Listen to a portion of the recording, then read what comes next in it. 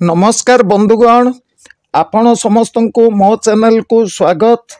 आज आम जानिबा आग को आसुवा नूतन वर्ष 2024 टी मीन राशि लोकंकर किपरि भाग्यफल रहिबो बा कटिबो।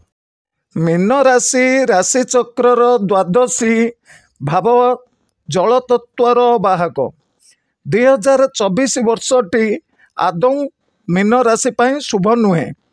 शनि 7.5 भोग हेउछि।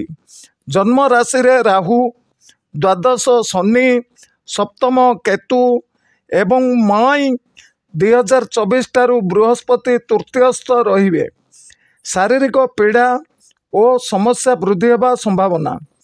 कर्म क्षेत्र में कौनसी बाधा विघ्न नथिले सुधा चाप अधिक रहिबो।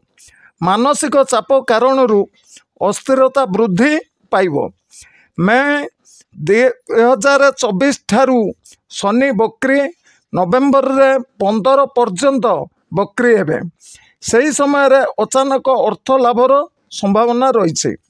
यही समय रे कर्म क्षेत्र मध्य बहु सम्मान लाभ हेबो। पद उन्नतिर संभावना सह अनिच्छा सत्वे दूर स्थान को स्थानांतर हेबा संभावना रही। मीन राशि जात व्यक्ति माने जदि व्यवसाय करुथांती तेबे मैं मास आशा बहिर्भूत सफलता लाभ करिवे, किंतु मैं मास ठारू समस्यार सम्मुखीन हेबे।